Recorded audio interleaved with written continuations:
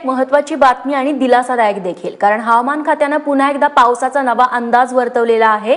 त्यानुसार येत्या 72 तासांमध्ये संपूर्ण महाराष्ट्रात पाऊस सक्रिय होईल असं हवामान खात्याने म्हटलंय। दरम्यान गेल्या 10 दिवसांपासून पावसाने राज्यभरात दडी मारलेली आहे।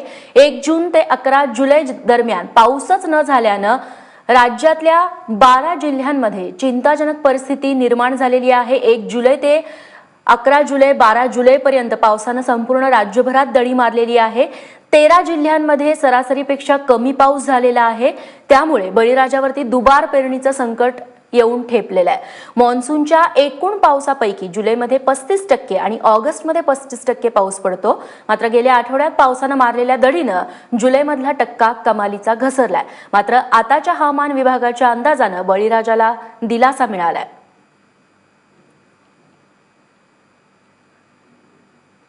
आणि महाराष्ट्रातल्या पावसाच्या परिस्थिती संदर्भात माझी सहकारी प्राजक्ता धर्माधिकारी आपल्याला अधिक माहिती देतीये। माझाच्या मॉन्सून अपडेटमध्ये आपल्या सगळ्यांचं स्वागत। नैऋत्य मोसमी पाऊस हिमाचल प्रदेशच्या जम्मूच्या उर्वरित भागांमध्ये, त्याचबरोबर पूर्व राजस्थान आणि हरियाणाच्या काही भागांमध्ये, त्याचबरोबर पंजाबच्या काही भागांमध्ये दाखल झालेला आहे। संपूर्ण भारतभरासाठीचं हे चित्र आहे। मात्र महाराष्ट्रात कसा पाऊस असणार आहे ते देखील जाणून घेऊयात। कोकण गोव्यामध्ये बहुतांश ठिकाणी, मध्य महाराष्ट्र, मराठवाडा आणि विदर्भामध्ये बऱ्याच ठिकाणी पावसाची शक्यता व्यक्त करण्यात आलेली आहे। यानंतर जाऊयात विभागनिहाय आकडेवारी जाणून घेऊयात। कोकण आणि गोव्यामध्ये 1105.3 मिलीमीटर इतक्या पावसाची नोंद झालेली आहे। प्रत्यक्षातला पाऊस पाहतोय आपण। यानंतर जाऊयात मराठवाड्यामध्ये 198.2 मिलीमीटर इतक्या पावसाची नोंद झाली आहे।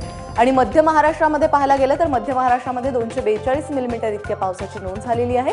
आणि सगळ्यात शेवटी जाऊयात विदर्भामध्ये 200.4 मिलीमीटर इतक्या पावसाची नोंद झाली आहे। या होत्या आतापर्यंतच्या मॉन्सून अपडेट। तेव्हा राज्यातील 12 जिल्ह्यांमध्ये सरासरीपेक्षा कमी पाऊस झालेला आहे। खरं तर खूप कमी पाऊस झालाय। कोणते आहेत ते जिल्हे, त्या नावांवरती एक नजर टाकूया।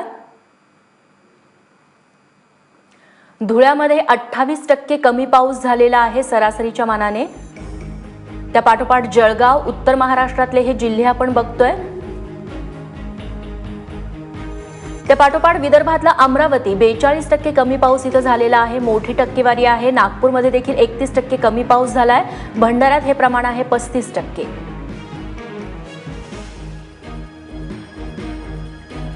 तर गोंदियामध्ये देखील सरासरीच्या 38% इतका पाऊस झालेला आहे। अकोल्यामध्ये देखील 26, चंद्रपूरमध्ये 37% इतका कमी पाऊस झालेला आहे सरासरीच्या। गडचिरोलीमध्ये देखील 29% सरासरीच्या कमी पाऊस झालेला आहे। त्या पाठोपाठ परभणीमध्ये 27% सरासरीच्या कमी पाऊस झालाय। इकडे पश्चिम महाराष्ट्रात बोलायचं झालं तर सांगली जिल्ह्यामध्ये सरासरीच्या 36% इतका कमी पाऊस झालाय। 27% इतका आकडा आहे कोल्हापूर जिल्ह्यातला। तर हे ते 12 जिल्हे आहेत जिथे सरासरीच्या खूप कमी पाऊस झालेला आहे।